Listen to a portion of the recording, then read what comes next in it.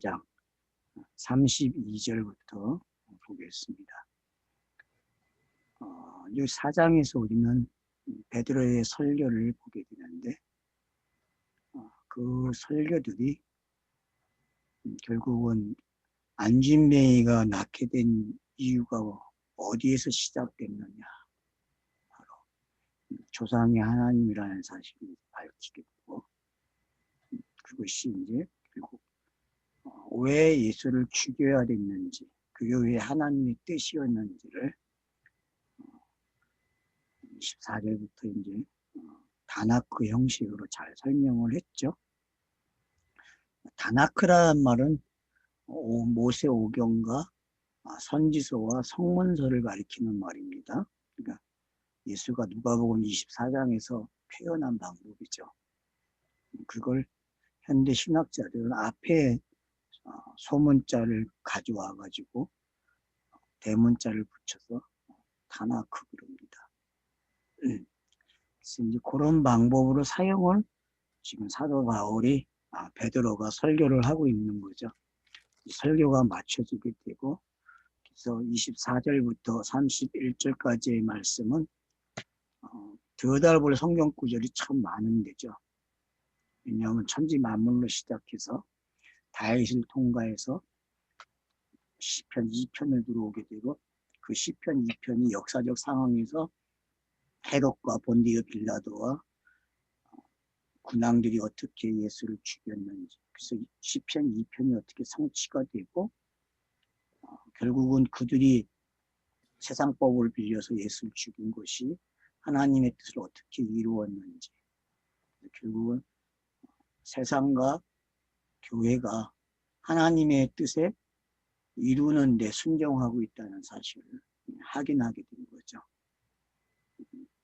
그런 말이 우리가 너무 쉽게 해왔다는 거죠. 근데 그것이 성경 구절들을 하나하나 짚어보게 되고,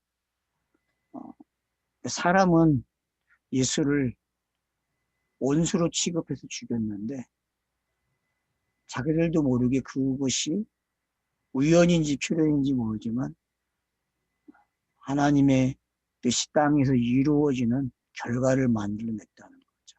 그래서 사람은 어떤 일을 하게 되면은 항상 하나님의 뜻이 한 발자국 한 발자국 그 뜻에 다가가고 있다는 걸 알아야 되는데 그걸 인정을 못하죠. 자기는 신하고 싸우고 있고 신을 불신하고 있다고 생각하고 자기가 신을 이기려고 하고 있다고 하는데 역사는 그렇지 않다는 거죠. 역사는 항상 되돌아보면은 신이 자기의 뜻을 이루어 놓은 것을 보게 된다는 거죠.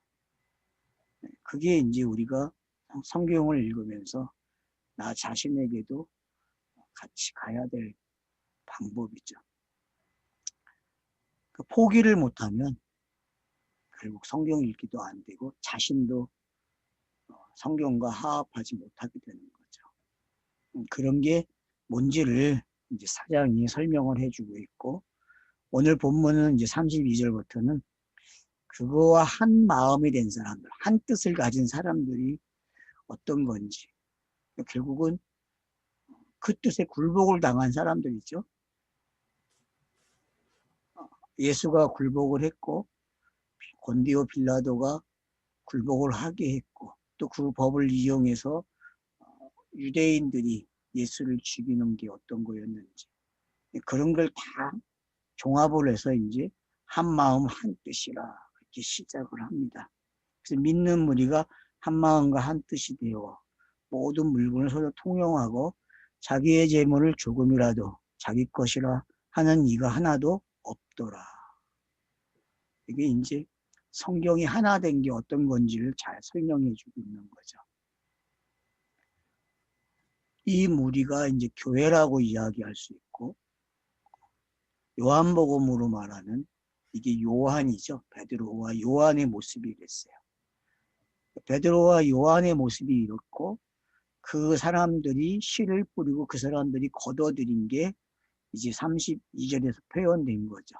그래서 요한복음 17장에 하나의 내용이 정리가 됐다, 그렇게 보시면 되겠죠. 그래서 하나라는 게 어떤 건지 우리가 창세기 1장부터 계속 하나에 초점이 맞춰졌고 하나가 7가지 어떻게 펼쳐나가고 그 7이 어떻게 하나로 돌아오는지를 봤듯이 사도행전은 지금 그것을 우리에게 줄기차게 설명해 주고 있는 거죠.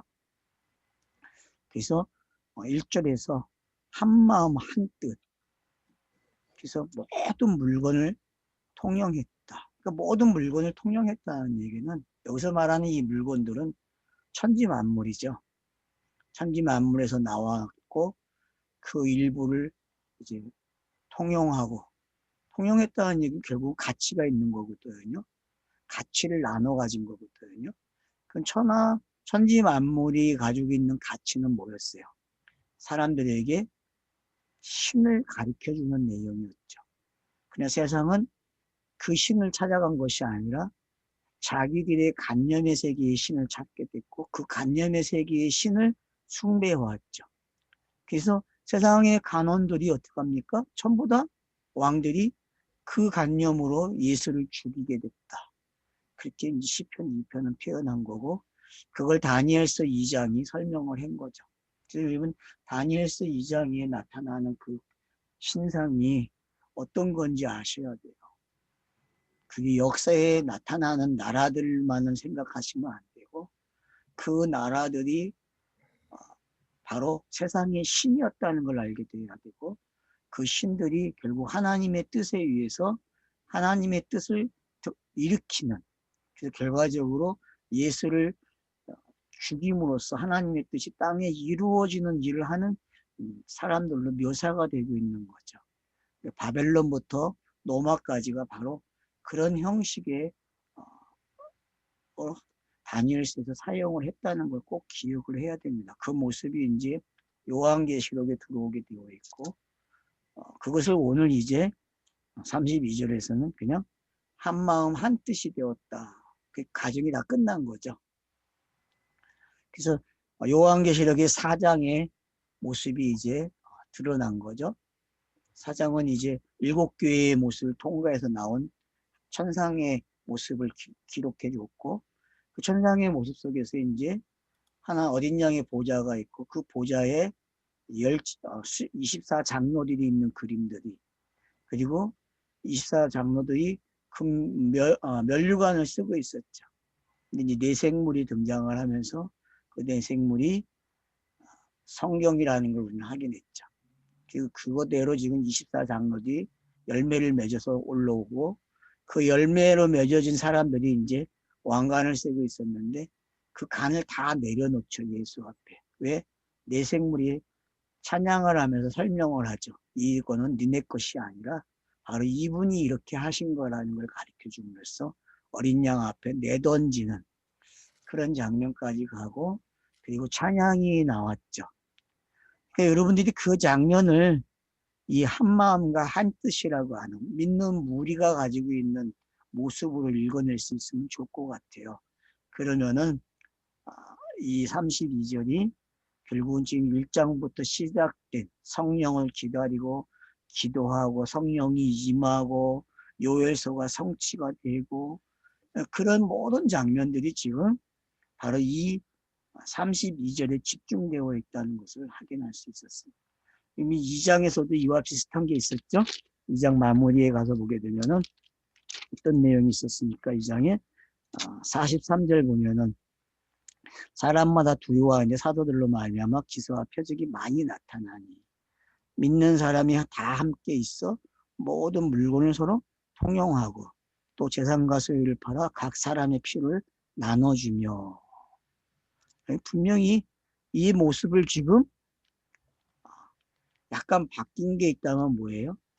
한마음과 한뜻이 됐다라는 단어가 확실하게 들어왔다는 거죠. 앞에서는 그런 단어들이 좀 슬그머니 들어오긴 들어왔어요. 그런 관념들이. 그러나 여기는 아주 명확하게 32절에서 표현됐다는 걸 확인해 주고 있는 거죠. 그럼 바로 2장에서 표현하고자 하는 것이 뭔가가 더 부족한 설명이 있었는데 그 설명을 3장에서 이 안진뱅이의 사건을 통해서 38년 된, 40년 된 이 사람을 통해서 다시 설명이 됨으로써 결국은 성경이 이야기하고 싶어 하는 이야기가 성립이 된 거죠.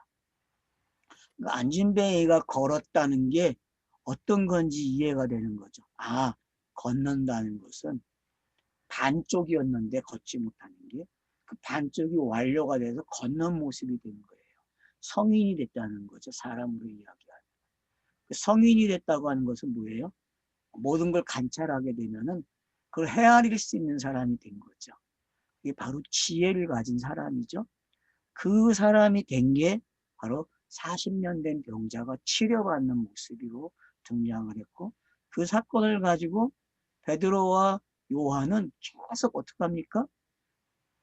군중들과 제사장들에게 설명을 해요. 이런 일이 이렇게 일어난 것은 바로 너희가 죽인 나사렛 예수 그리스도 때문에 되어졌다라는 말을 함으로써 그분이 바로 우리에게 성령을 보내주셔서 우리가 이렇게 담대하게 너희가 아는 대로 갈릴리 출신이지만 이렇게 말할 수 있었다라고 간증을 하고 있는 거죠. 그래서 결국 이런 모습, 한 마음과 한 뜻으로 우리가 결과적으로 이렇게 모아졌다라는 것을 증명하고 있죠. 그래서 모든 물건을 어떻게 합니까? 서로 통용했다. 모든 물건을 그냥 같이 하나가 된 거예요. 네 거, 내 거가 없는 거죠. 이 말은 제가 그랬죠. 모든 물건이라는 게 그냥 성경 말씀이다. 그렇게 이해를 하라고요. 이걸 어떤 우리 세상의 가치로 어떤 무슨 돈이 되는 먹을 것을 같이 나눠 갖고 하는 그런 개념으로 받아들이면 그건 그냥 문자가 설명하는 방법이에요.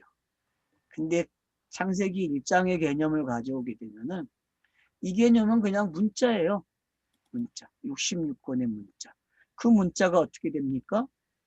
자기가 한 편의 문자가 돼서 다 맞춰지는 거죠. 그래서 하나가 되는 게 어떤 건지를 설명하고 있는 거예요.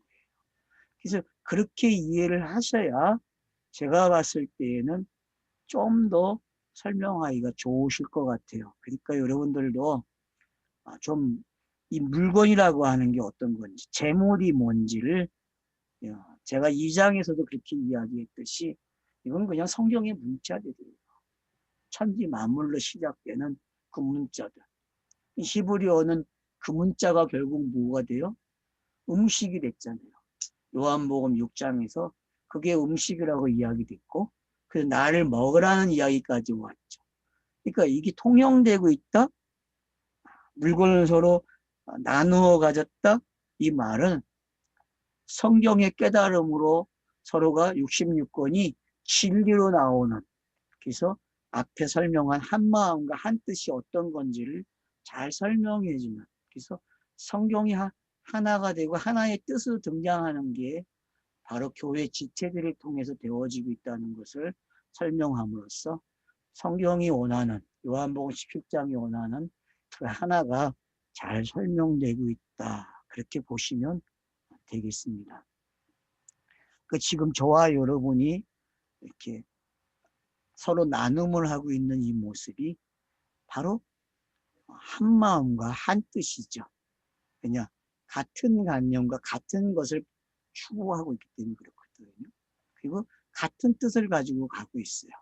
성경은 예수 그리스도밖에 나오지 않고 그분이 이 땅에 옴으로써 세상이 하나가 된다는 게 어떤 건지를 우리는 그것을 쫓아가고 있는 거거든요. 근데 바로 오늘 본문이 그것을 완벽하게 드러내고 있는 장면이죠. 그런 부분에서 본다면 오늘 이 본문은 사도 바울이 서신서에서 표현하는 머리와 몸의 부분으로 표현되는 그래서 많은 교회들은 그걸 은사 장면으로 가져왔지만 은사가 아니고 뭐예요?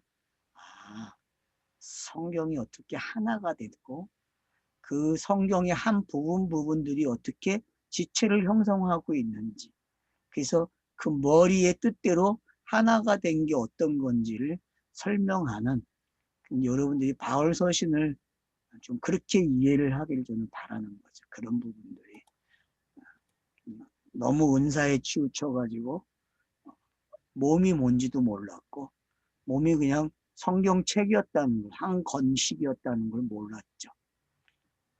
절로 이야기하면 한 단어죠. 그것들이 몸을 만들고 있는데 우리는 성경을 그렇게 읽지 못했죠. 그러니까 그런 것들이 어떤 건지를 깨닫게 된다면은 좋으실 것 같아요. 그러니까 로마서 12장이나 고린도전서 12장 같은 부분들을 많이 오해를 한 거죠. 교회에 있는 사람들이, 신학자들도. 근데 그 문장들이 전부 다 오늘의 문장과 같은 내용이라는 걸 이해를 하신다면은 여러분들이 로마서 12장에 나타나는 그런 교회의 지체들과 고린도전서 12장에 나타나는 그런 지체들이 어떤 건지를 잘 알 수 있게 됩니다. 그러면 거기서 나오는 은사가 어떤 건지. 그래서 왜 사도 바울이 고린도전서에서 은사를 그렇게 지체와 연결시켜서 설명을 해놓고 사랑으로 넘어가게 되고 13장에서 사랑이 설명되고 나니까 이제 14장에서 다시 방언을 이야기하고 방언을 말하는 사람들은 통역을 해야 된다 그러고 또 예언하기를 심쓰라 그러고 예언을 하려면 또 그것도 어떻게 된다 해석까지 와야 된다라고 하는 어떤 그 당시의 예배의 절차들을 설명을 해놨죠. 그래서 결국은 나눔이 뭐냐? 바로 예언하는 거고 그것이 통용되는 거라고 했죠. 그러면 바로 오늘 본문이 그 부분을 설명하는 거예요. 그 부분. 그래서 고린도전서 12장에서 시작해서 14장까지 나오게 되면은 그 15장이 바로 그걸 받아먹어요. 뭐라고? 부활로 받아먹는 거죠. 바로 부활의 모습이 바로 예언이 해석된 모습이고 그 부활을 이해를 하게 되면은 오늘날 사람들이 이야기하는 육체의 부활이 아니고 성경이 깨달아지는 걸 뭐라 그래요? 성경이 하나가 되는 말을 깨달으면은 그 사람이 부활한 사람이다. 이렇게 이해를 해야 한다는 거죠. 깨달아야 된다는 거죠. 근데 아직까지도 육체의 부활을 이야기하고 있으니까 그게 쉽게 바뀌는 관념이 아니죠. 여러분들이 지금 이 본문이 제가 왜 바울 서신과 연결을 시켰는지 좀 아시면 좋겠어요. 그러면 이제 앞으로 13장부터 나오는 사도 바울의 역할이 뭔지를 알게 될 거예요. 그 부분을 이해하시게 되면. 자, 제가 이제 복선을 하나 깔아놓은 겁니다. 미리. 자, 사도들이 큰 권능으로 주 예수의 부활을 증언하는 무리가 큰 은혜를 받아. 여기도 마찬가지죠. 자, 고린도전서 15장이 나왔죠, 지금. 그죠? 그러니까 하나 틀린 게 없어요. 사도 바울이 구성하고 있는 고린도전서에서 구성하고 있는 그 구성의 내용들이 정말 기가 막히게 구성이 되어 있다는 거예요. 이런 짜임새들이. 그래서 지금 바로 이제 부활로 연결돼요. 부활로. 그럼 앞에의 그 한마음 한뜻이 물건을 통용했다. 서로. 소유물을 자기 거로 여기지 않았다. 이게 성경이라는 게 확실해진다는 걸 알 수 있죠. 왜? 성경책은 결국 부활이 오면은 내용이 완료가 된 거거든요. 하늘의 뜻이 땅에서 완료된 모습을 지금 이런 모습으로 한 그룹을 통해서 교회라는 단위를 통해서 설명이 되고 있는 거예요. 여러분 교회라는 단어가 들어오지 않았지만은 우리는 성경을 읽어놨기 때문에 이게 교회의 참된 모습이라는 걸 알아요. 그래서 교회론에 가서 보면 조직신학에서도 교회를 성도의 교제를 강조하고 있거든요. 이런 교제를. 근데 그들이 말하는 성도의 교제는 결국은 신학에서는 그나마 이야기해요. 성경을 가지고 나눔을 해야 된다고. 근데 교회의 공동체로 오게 되면은 목사를 통해서 그게 재해석이 되기 시작하면 이상한 게 돼버려요. 그리고 성도로 가버리면 성도들끼리 이상한 게 돼가지고 주님끼리 살아온 간증을 이야기하는데 결국은 그게 이제 나중에 교회의 문제가 되는 거죠. 그 나눔 때문에. 왜? 제가 그랬죠. 좋을 땐 좋은 거라고. 그러나 관계가 나빠지면 그 간증이 해가 돼서 서로 욕되게 한다는 것을. 바로 그래서 제가 간증을 못하게 하는 거예요. 간증을 하면 안 되는 거예요. 인간들 사회에서는. 그래서 여러분들이 이 32절이 어떤 건지. 권능을 받았다는 게 뭘 표현하는지 보세요. 주 예수의 부활이라는 거죠. 그러니까 1장 8절에 있는 말씀이 뭔지 알게 된 거죠. 권능을 받으면은 예루살렘과 온 유대와 사마리아 땅끝까지 내 증인이 되라 하는 말씀대로 지금 권능을 받으니까 그 말씀이 주 예수의 부활로 왔다는 게 어떤 건지. 그래서 여러분 권능을 받았다는 것은 성경을 깨달았다는 말로 이해가 돼야 되지. 그걸 어떤 파워로 이해를 해가지고 오늘날 부흥사를 써먹는 그런 부흥회가 아니라는 사실을 알아요. 여러분 원래 우리나라는 부흥회로 시작하지 않았어요. 사경회로 시작했죠. 사경회는 뭡니까? 말씀을 해석해주고 말씀을 나눔을 하는 거였어요. 그 말씀을 가지고 기도하고 그게 사경회였어요. 근데 어느새 누군가를 통해서 부흥회로 바뀌어버리고 교회가 이상한 집단위로 흘러가게 된 거지. 그러니까 우리나라 역사를 여러분이 객관적으로 한번 살펴보세요. 교회 역사를. 그러면 초반에는 진짜 잘 돼 있어요. 근데 숫자가 늘어나면서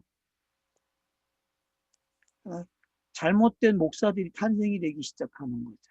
그러다 보니까 이상한 것들이 돼버리고 자유주의 신학이 들어오면서 이상한 신학이 되고 막 뒤집박죽이 돼버려요.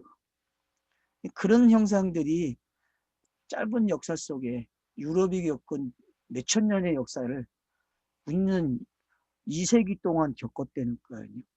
압축이 돼가지고. 그러니까 혼란스러운 것들이 정리되려면 우리의 몫이 크죠. 우리의 몫이. 그래서 여러분 너무 힘들어하실 것도 없고 너무 벅찰 것도 없어요. 그냥 하루하루 그냥 사시면 되죠.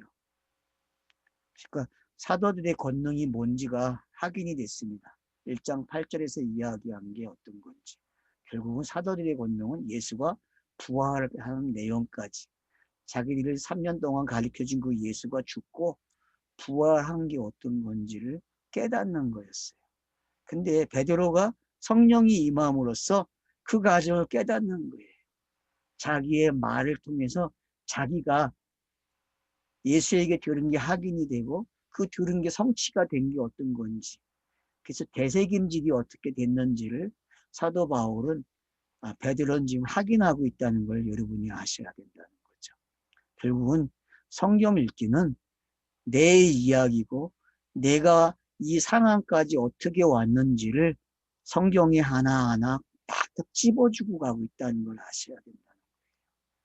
그 찝어줌을 통하여서 창세기 1장에서 시작된 그 내용들이 결국은 예수가 그리스도가 되는 내용이었고 내가 그 내용으로 하나님과의 관계가 그 하나님과의 관계가 정상적인 관계로 오는 게 어떤 건지가 설명이 되었다는 걸 알게 되는 거죠. 그게 바로 지금 베드로가 이야기하는 아니죠. 나레이터가 이야기하고 있는 거죠.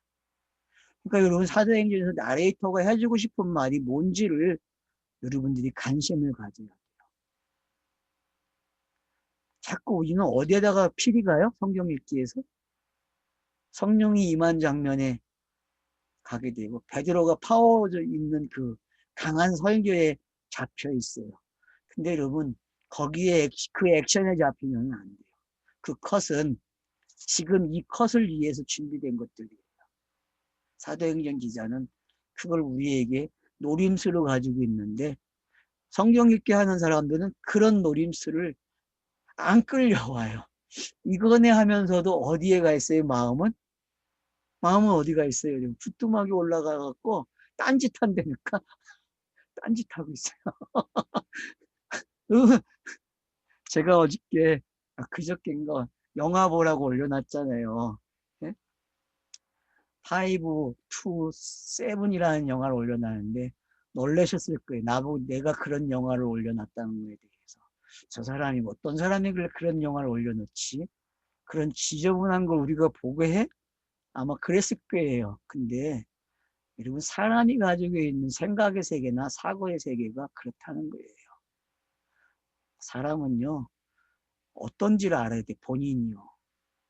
자기가 뭐 현상적으로는 그런 일을 안 한다고 할지 몰라도 간념의 세계에서는요, 그게 들켜야 되거든요.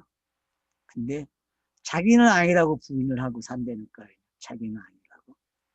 근데 그 영화가 얼마나 멋있게 마무리를 하고 있습니까? 여러분, 그 영화가 가지고 있는 의미를 아십니까? 더 보십시오. 보지 않았다면 한번 보시고, 지레짐작으로 어떤 게 이런 목사가 이런 걸 갖다가 보라고 하나 할 정도. 여러분, 그렇게 생각하지 마세요. 저는 노림수를 가지고 보라고 한 거예요, 여러분들에게. 벨의 영화를 봤으면 그 영화를 보세요. 그러면은 내가 가지고 있는, 사람들이 가지고 있는 세계가 어떤 건지 알게 돼요. 왜 그런 현상들이 땅에서 진짜로 일어나고 있을까요? 한국에 지금 그런 현상이 얼마나 많은지 아십니까, 여러분? 제가 입에 담을 수가 없어요. 제가 이 사람들을 만나면서 그들이 살아가는 모습을 듣게 되면요. 그 영화는 아무것도 아니에요, 여러분. 지금 한국에 나타나는 현상은요. 근데 서로 그냥 시시하고 살고 있는 모습들이 참, 가정이라는 게 무서운 거예요. 그걸 시시하고 같이 그냥 침묵하고 산다는 게 어떤 건지. 근데 여러분 지금 딴 세상에 와 있는 거예요. 이 32절은요. 딴 세상. 사도들의 권능으로 주 예수의 부활을 증언하니 무리가 큰 은혜를 받았대요. 그러니까 큰 은혜를 받은 무리가 32절에 있는 무리예요. 그러니까 은혜의 능력이 뭔지 알겠습니까? 그리고 은혜라는 말을 다시금 여러분이 새김질을 하셔야 돼요. 에베소서 2장에 있는 그 8절에 나오는 그 내용을 너무 쉽게 읽으시면 안 돼요, 여러분. 은혜라는 말은 창세기 6장 8절에서 시작이 됐잖아요. 그러나 노아는 은혜를 입었더라. 그 은혜라는 단어가 여러분 얼마큼 파워가 있는지를 아셔야 돼요. 그러니까 부활이라는 데까지 왔을 때에 나타나는 말이에요. 부활이라는 말이 나타났을 때. 성경의 끝단어가 새로운 세상을 열어주는 게 은혜죠. 그렇기 때문에. 그래서 새로운 세상을 여는 노아를 선택한 거예요. 왜? 옛 것을 물로 잠겨버리고 새롭게 시작하는 내용이었기 때문에 노아는. 사도행전하고 똑같아요. 여러분 지금 요 장면하고 여러분 지금 노아의 이야기가 이 장면하고 같다고 니코르가 됩니까? 줄긋기가? 성신을 넣으면 줄긋기가 되겠죠? 앞에서 지금 썰을 많이 푸셨으니까. 그래서 여러분들이 지금 그 예수의 부활이 성경의 최종적인 한마디였구나. 요 한마디를 깨닫게 되는 것이 바로 은혜의 세계에 들어가는 거고 그 은혜의 세계에 들어간 사람들을 한마음 한뜻이라고 이야기하는 거라는 걸 이제 깨닫게 되는 거죠. 그 중에 가난한 사람이 없다 그래요. 자, 심령이 가난한 사람이 복 있다 그랬는데 이제 심령이 가난한 사람이 없어요. 왜요? 은혜가 넘치는. 예수가 왜 심령이 가난한 자를 찾았는지 알겠습니까? 그 상황하고 이 상황하고 뭐가 달라졌지? 여러분 산상수훈에서 말한 심령이 가난한 거를 여기까지 가져오면 안 돼요. 여기서도 가난하게 살면 안 된다니까. 여기는 부자가 돼야 돼요. 부자. 심령이 가난한 자라고 표현한 것은 율법을 그만 먹으라는 이야기였고 여기는 예수가 율법을 바꿔 놓아버렸어요. 은혜로. 그러니까 은혜로 채워진 사람들이 어떤 사람들이에요? 바로 이 무리예요. 이 무리는 가난하지 않아요. 부자예요. 제가 그랬죠. 머니 중에 진짜 머니를 가지라고. 어떤 머니요? 성령. 성령이 최고의 머니예요, 여러분. 그래서 부자라는 말을 쓰는 거예요, 여러분. 그러니까 율법으로 부자 되면 안 되지만 성령으로는 부자가 돼야 돼요, 여러분. 왜요? 지혜를 가졌기 때문에. 옛 것과 새 것을 쓸 수 있는 사람이기 때문에.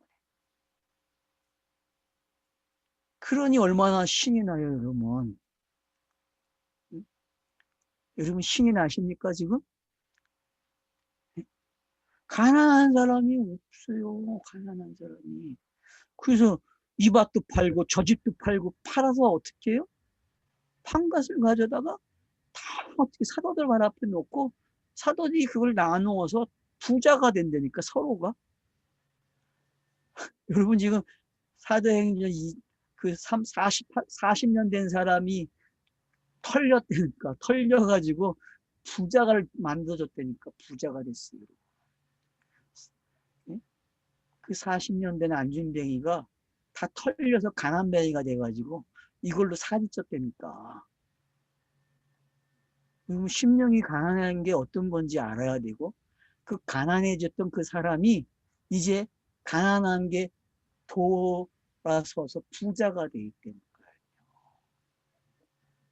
성경이 깨달아진 거예요. 마태복음 13장에 나오는 비유의 마지막 그 청지기의 모습이 여러분 부자의 모습이에요. 성령의 충만한 모습, 은혜의 충만한 모습이에요. 그 사람. 그래서 옛 것과 새 것을 자유자재로 쓸 수 있는 거예요. 여러분 부자입니까? 가난합니까? 그러니까 넘어서 아니 마태복음 5장에 있는 심령이 가난한 자 그거는 그냥 시작하는 말이에요. 여러분 시작하는 말. 어느 걸 응? 신약을 시작하는 말이에요. 신약을. 구약으로 배불러 있는 율법으로 배불러 있는 사람들에게 니들 이제 금식하고 새로운 거 먹어라고 예수가 이야기한 거고 사도 시대로 넘어오니까 그 시대도 끝나요. 여러분 심령이 가난한 시대도 끝났다고 이제. 심령이 가난한 게 아니라 이제 심령이 새로워졌어. 부자가 됐다니까. 뭘로? 성경이 앞뒤가 문맥이 다 맞아버렸네. 완료가 돼버렸어. 옛과 새 것을 가지고 있는 깨달음의 사람이야. 이걸 뭐라 그래요? 가난한 자가 없다. 그리고 가난한 자. 그 비유가 성취가 됐어요, 여러분. 마태복음 13장이 성취가 됐다니까 지금. 보이십니까? 그렇게 읽어집니까? 그 열매가 바로 36절에 등장하는 거예요. 누구로? 요셉이라는 사람이에요. 참나. 네일 사람이 있으니 이름은 요셉이요. 왜 하필 네일 사람인데 요셉입니까? 이거 재밌지 않아요, 여러분? 12지파의 이름 중에서 네일을 가져오고 요셉을 가져오고 또 누구를 가져와요? 바나바를 가져와요. 그러면 지금 여기에 등장하는 거 보세요. 구브로에서 태어났대, 그걸. 구브로면 어디입니까? 이방인이에요, 여러분. 태어난 섬. 곳은. 네? 네? 구브로예요, 여러분. 자, 섬이라 그랬죠? 구브로에서 난 섬에서 태어난 인간이에요. 그러면 지금 우리가 참 요한계시록도 보고 있지만 섬에 누가 가 있어요? 요한이 가 있죠. 그죠? 반모섬에 가 있죠. 자, 거기서 누가 나와요? 네이 사람이 있으니 연하. 그 사람은 뭐예요? 요셉이라 그래요. 요셉. 자, 그러니까 바나바래요. 그 이름을 붙여놨어요. 뭐래요? 유로의 아들이라. 그러면 뭐예요? 아들이 태어난 거죠? 어떤 아들? 유로의 아들. 그럼 여러분 이제 창세기에서 유로의 아들이 누구였어요? 자, 베냐민이었습니까? 요셉이었습니까?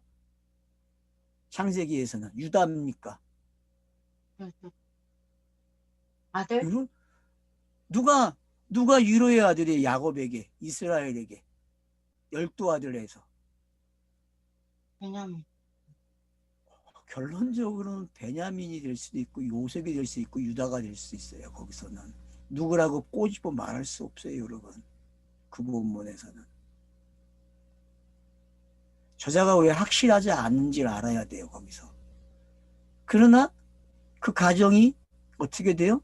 하나가 되는 지금 사도행전이 말하는 그 하나의 모습, 한마음, 한뜻이라는 단어는 거기서 나와요. 근데 누가 그 역할을 했는지 몰라요. 12이 다 그 역할을 했거든요. 12이. 자기의 역할을 다 했어요. 12이. 그 열둘의 모습을 36절에서는 구브로에서 난 네이 사람이 있다 그렇고 이름은 요셉이라고 하고 그를 바나바라 일컫는데요.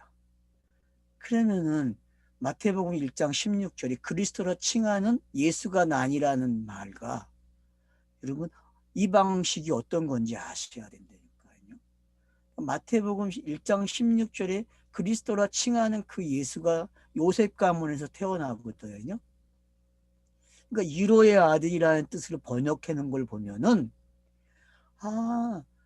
마태복음 1장 16절에 나오는 그 아들이 바로 이 아들을 낳음으로써 그 하나님의 아버지를 이로의 아들로 위로를 했다니까. 이게 부모 공경이죠. 성경이 말하는 십계명이 말하는 다섯 번째의 계명, 부모를 공경하라는 말은 요게 정답이에요, 여러분. 요게. 그러니까 한 무리가 위로를 한다니까.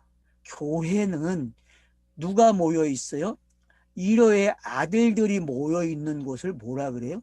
교회라 그래요, 여러분. 그래서 그들이 부모 공경을 한다니까요. 왜? 하늘의 뜻이 땅에 이루어졌고 그 이루어진 그 내용의 아들들이기 때문에 부모 공경이 되는 거예요.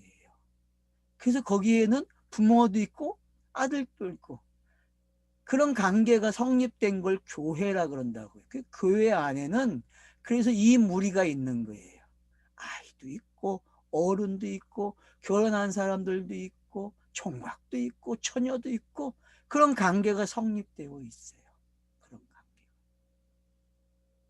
관계. 그런 모습들을 깨달으시면은 바로 모든 것을 사도들 앞에 내놔요. 왜 그럴까요? 당신의 말한 그 내용과 우리가 하나라는 것을 증명하는 장면이에요. 하나입니다. 하나입니다.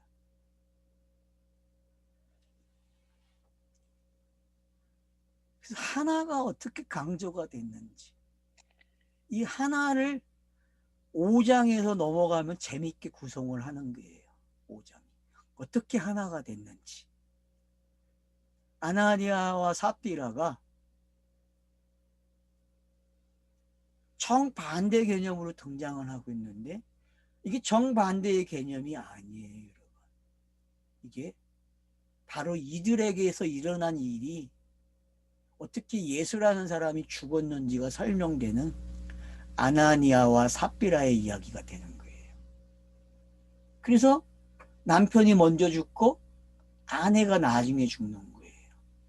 남편이 누굽니까? 예수죠. 또 아내가 죽어요, 뒤따라서.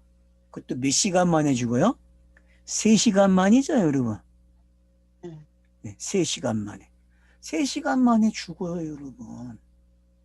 그러면은 이 아나니아와 삽비라의 이야기는 지금 이 공동체가 어떻게 하나가 됐는지를 설명하는 이야기지, 교회에 욕심이 들어와갖고 문제를 일으켜가지고 교회를 어지럽게 하는, 그래서 하나님의 뜻이 임해가지고 그들을 죽이는, 그렇게 교회는 해석을 해왔고 많은 신학자들은 그렇게 보았어요. 그러나 사도행전은 그 노림수를 가지고 있는 거예요. 그 노림수. 너네들은 요거까지밖에 못 볼 거야 라고 사도행전이 이미 알고 있다니까요. 그리고 사도행전의 저자가 지금의 성도들, 교회라고 하는 무리가 그렇게 볼 거를 알고 기록했을까요? 모르고 기록했을까요? 어때요? 저와 여러분도 그 소속에 있었잖아요. 우리 그렇게 읽었죠. 충분히 아주 기가 막히게 해석하고 기가 막히게 꿀을 먹여줬다니까요. 정말 달았다니까요. 근데 속에다가 하니까 어때요? 써. 왜요? 되새김질할 게 남아있어서 쓰다니까요. 요한이 먹은 두루마리가 입에선 달고 안에선 쓰다니까. 왜요? 되새기기를 할 생활이 너무 많은 거예요. 삶의 이야기가. 그 부분이 지금 이제 5장으로 넘어가는 거예요, 여러분. 그래서 또 한 번 교회에게 40년 된 이 안진뱅이를 통해서 한 번 설명이 되고, 이 사람을 통해서 아나니아와 삽비라를 통해서 40년 된 게 어떤 건지 또 설명되는 거예요. 그 안진뱅이의 모습이 어떻게 정상이 되는지, 이 모습을 여러분들이 가져갈 줄 아셔야 사대행전의 저자 나레이터가 바라는 모습을 볼 수 있단 말이에요. 그러니까 5장은 엄청나게 사람들이 실수한 장면이라니까요. 아나니아라 하는 사람이 그의 아내 삽비라와 더불어 소유를 팔았다 그래요. 자, 여기도 똑같이 소유를 팔았다 그래요. 처음 시작을요. 소유를 팔아요, 여러분. 그리고 어때요? 한 사람이 밭을 팔고, 말이 어떻게 바뀌는가 보세요. 여기도 소유를 팔았다 그랬지, 처음엔 밭을 팔았다, 땅을 팔았다 이런 말을 안 써요. 왜요? 소유가 뭡니까, 여러분? 본인들이 가지고 있는 소유가 어떤 거예요? 창세기에서 시작되는 그 소유, 사람들이 가지고 있는 소유와 문자로 기록되는 창세기의 소유는 어때요? 달라요, 여러분. 소유의 개념이. 창세기 1장을 가지고 살아가는, 문자를 가지고 가는 사람들과 물질을 가지고 가는 사람은요, 관념이 달라요, 여러분. 관념이. 그러니까 이 두 관념이 소유라니까요, 소유. 그리고 여기에 더 플러스가 돼요, 율법이. 율법이 포함되니까 이 두 관념이 어떻게 돼요? 밝혀져요, 뭔지. 그래서 율법이 계속 쫓아가서 추적을 해가지고 다 뽑아내요, 여러분. 이 관념을, 물질이 가지고 있고 문자가 가지고 있는 것을, 율법이. 그래서 어떻게 됩니까? 물질과 문자가 율법의 종이 돼버린다니까요. 율법의 하수인이 돼요, 여러분. 그 하수인 된 게 어떤 거고, 거기서 자유를 얻는 게 어떤 건지를 알아야 돼요. 그걸 지금 소유라는 말을 통해서 하고 있는 거예요. 저희들이 소유를 팔았다 그래요. 그럼 어떤 소유를 팔았겠어요, 여러분? 어떤 소유를? 예수가 가지고 있는 그 배부름은 어떤 소유죠? 여러분, 예수가 땅에서 먹은 소유는 어떤 거예요? 아버지의 뜻이 땅에서 이루어지는 내용이죠, 그죠? 그럼 그 내용이 어떤 거예요? 물질과 문자, 그리고 사람들이 가지고 있는 관념의 세계. 그걸 어떻게 합니까? 예수가 배불러야 돼, 그 내용으로요. 그래서 그는 똑같은 혀를 가져왔고 똑같은 내용으로 그들과 똑같은 음식을 먹었다니까요. 그래서 그는 배가 불러요, 여러분. 그래서 유다가 배가 터진 거야. 그랬어요? 유다가 왜 터졌겠어요, 배가? 십자가 한편, 한 사람은 십자가 짓고 한 사람은 배가 터진다니까. 왜 터졌겠어요, 배가? 배가 부르니까 터지죠, 여러분. 배가 터지는 게 뭐 어떤 건지 이해가 되십니까, 여러분? 그러니까 금식을 해야 할 때 금식을 해야 돼요. 금식을 못하면 어떻게 돼요? 배가 터지는 거예요, 여러분. 땅이 감당을 못해요, 여러분. 그게 터져버려요. 가룟 유다처럼.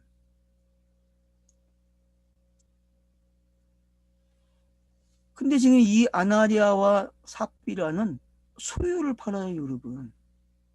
소유를 팔아서 그걸 가지고 감춰버린대. 그러니까 이게 여러분, 팔긴 팔았는데 감추어버려. 그럼 감추는 게 뭡니까, 여러분? 자, 소유를 판 건 뭐고? 여기 예수가 팔려버리는 걸 뭐라 그래요? 팔았다 그래요. 그럼 감춘 걸 뭐라 그래요? 감춘 거를? 감춘 게 뭐예요, 여러분? 이들이 감춘 게 도대체 뭡니까? 뭘 감췄어요? 뭐, 그 돈의 X를 반 토막을 갖다가 감춘 겁니까? 베드로가 지적하는 그 반이 도대체 뭐예요, 여러분? 진짜 상. 음, 뭔지 추적을 해야 돼요, 우리가요. 성경이. 그러면 이제 한번 봅시다요. 자, 여기서 말하는 소유가 땅이잖아요. 뒤에 가보니까. 땅값이라고 하거든요. 땅값. 근데 여러분, 이 땅이라는 개념을 찾아보세요. 신약에는 땅의 개념이 어떻게 표현되고 있습니까? 구약에서 유대인들, 이스라엘 사람들에게 표현되는 땅의 개념은 어떤 겁니까? 엘리츠로 시작되는 그 땅의 개념이 그들에게 가나안 땅을 소유하게 되면 어떻게 되죠? 가나안 땅이 일부가 자기께 되는 거예요. 자기께. 근데 이 땅은 팔지 못해요. 팔았다가도 다시 찾아와야 되고 다시 돌려줘야 돼요. 그죠? 안식년이나 신년제도가 그런 거잖아요. 다시 회복시켜 주잖아요. 그런 제도들을 통해서 가난해져도 다시 부자가 되돌려지고 또 가난해졌다가 7년 만에 되돌려지고 이런 문화가 그들에게 있어요. 근데 이 문화를 아는 사람이 땅을 팔아요. 그리고 땅을 판 사람들이 앞에 있어요. 실제. 그리고 그들이 함께 공동체가 돼 있어요. 근데 그 공동체 무리 속에 한 이야기가 또 나와. 소유를 받았는데 요것들이 다 내놓지 않고 얼마만큼을 감추어 놓고 사도들에게 그걸 내놔요.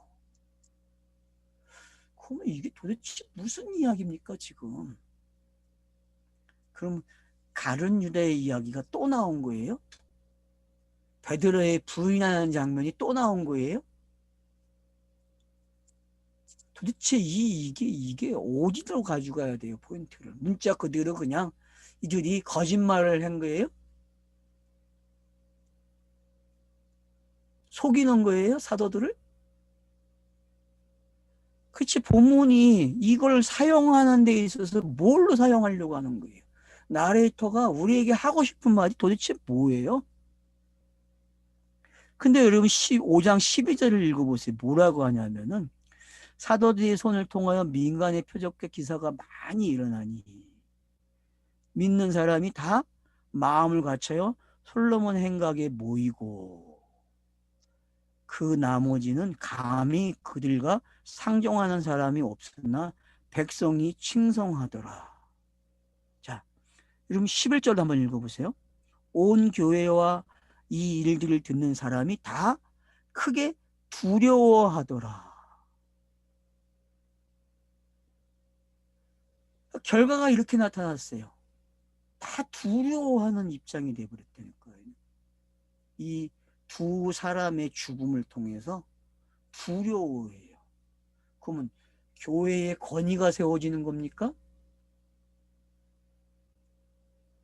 이게 교회의 권위를 세우는 내용입니까? 그럼 어떤 권위가 세워지는 내용입니까? 아니면 앞에 4장에 있는 32절에 있는 그 내용을 다른 위치에서 설명하는 내용으로 읽어야 할 것인지. 여러분은 어떻게 읽고 싶어요, 이 본문을? 응? 여러분, 소유를 판 게 뭡니까? 소유를 팔았어요. 잘한 거죠. 근데 얼마를 감췄다 그래요. 이게 뭐예요, 도대체? 그러면 여러분, 달란트 비유에서도 자, 감추는 달란트를 가진 사람은 한 달란트 가진 사람이죠. 그죠? 한 달란트를 그냥 감춰버렸잖아요. 땅에다가 묻어버렸잖아요. 나머지 두 달란트와 다섯 달란트 어떻게 했어요? 장사를 해서 이득을 남겨가지고 주인에게 다섯은 열을 주고, 그죠? 또 두 달란트 가진 사람은 네 달란트를 주인에게 내놔요. 근데 한 달란트 가진 사람은 밭에 감추어버려요, 그거를. 그 비유도 교회사에서는 실패했죠, 그죠? 교회사에서는 그 달란트 비유가 재능으로 일컬어지고, 결국은 재능을 잘 활용해서 10달란트 가져오는 이야기가 충성된 종이라 그렇게 이야기했단 말이에요. 근데 여러분, 그 이야기는 성경을 기록하는 방법이었어요. 성경을 기록하는 방법. 그래서 다섯이 열이 되고 둘이 사가 되고 하나가 되는 게 성경 이야기잖아요. 그죠? 그게 십계명 이야기잖아요. 십계명 이야기. 십계명이 열이 되고 둘이 되고 그리고 하나로 오는 이야기가 십계명의 이야기였어요. 달란트 비유는 십계명을 말하는 거예요. 그래서 사랑으로 오는 이야기를 이야기하고 있는 거예요. 근데 감추어져 있었다는 거예요. 감추어져. 왜? 주인이 뜻을 모르고 누군가가 감춰놨다니까, 이 종이. 그래서 꾸지람을 말해. 야, 네가 이걸 내놔야지 하나를 안 내놓으면 어떡하니? 그래서 하나를 내놓는 이야기가 다음 이야기에서 나오는 거예요. 그게 뭐예요? 백부자 심판. 양과 염소가 심판을 받는 이야기잖아요. 거기에서 여러분 어떻게 심판을 합니까? 자, 다 와요. 양과 염소가 섞여 왔어요. 근데 갑자기 분류가 돼요. 한 무리 한 무리가. 그리고 제자들이 양편에 딱 있어요. 꼭 어디에 나오는 장면 같아요, 여러분? 요한계시록 4장에 그 보좌에 있는 그 모습과 똑같아요. 그리고 그들이 자기들이 알아서 어떻게 해요? 쫙 움직이죠. 오른편에 있는 거와 왼편이 쫙 나눠져요. 그리고 이야기해요. 오른편에 있는 자들에게. 야, 너네는 이런 일을 했지? 이들에겐 너네는 이런 일을 하지 않았다. 그렇게. 왜? 그게 이제 제자도 마태복음 10장에 나오는 내용이거든요. 그 마태복음 10장에 나오는 내용대로 제자들에게 물 한 그릇 준 사람은 어떻게 해요? 제자들의 상을 받는다 그랬단 말이에요. 그 내용대로 분리가 됐어요. 그래서 한편 무리는 울며 이를 갈고 있는 사람들이 되어버리고 한편 무리는 영원히 살아가는 이야기로 마무리를 되면서 하나가 뭔지가 설명이 된 거죠. 그래서 이 두 이야기가 하나의 이야기로 오는 거예요. 그게 예수가 가지고 있는 복음의 내용이에요. 예수가 가지고 있는. 근데 지금 아나니아와 삽비라의 이야기 속에서 뭔가가 우리가 추적할 수 있는 단서가 별로 없어요. 솔직히 공간복음서와 이 사건이 어떻게 연결을 시켜야 될지 방법이 안 나오더라고. 저도요. 궁리를 해봤는데. 여러분은 나옵니까? 솔직히 이 장면이 어떻게 하나가 되는 이야기와 이게 어떻게 연결이 될 수 있어요? 솔직히 힘들어요.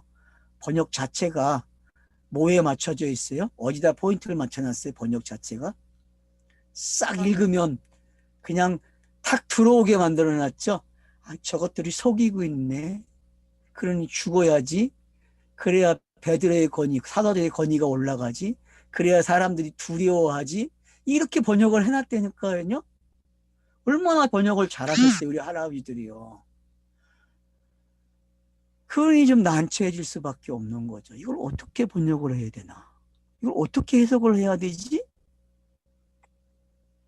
그래서 2절을 보세요. 그 값을 얼마를 감추매 그 아내도 알더라.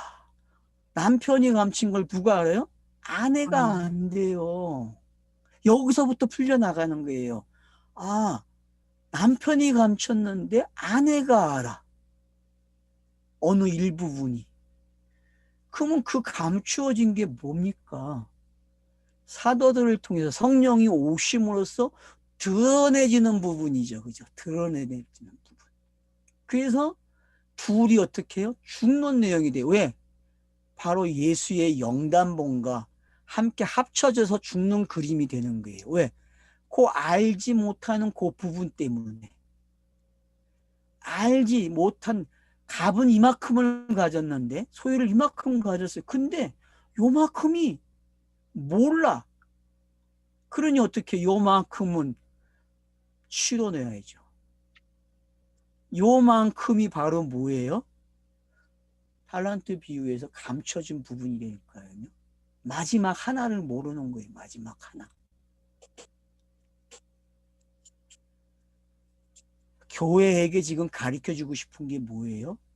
주 예수 그리스도는 아는데 그걸로 사람이 일으켜지고 이적이 일어나고 표적이 일어나는 건 알아요. 근데 진짜 하나를 모른다니까요. 진짜 하나. 요한을 모른다니까요. 요한. 요한을 알기 위해서는요. 아나니아와 삽비라가 등장을 해야 돼요. 베드로가 3번의 부인이 있었고 3번의 네, 주님이 아십니다라고 하는 그 대답이 나온 것처럼 그 내용이 어떻게 아나니아와 삽비라고 하는 사람들의 소유와 그 감춰진 내용 속에 들어와 있는지를 볼 수 있어야 저와 여러분이 이 사도행전의 흐름을 끊지 않고 읽을 수 있는 거예요.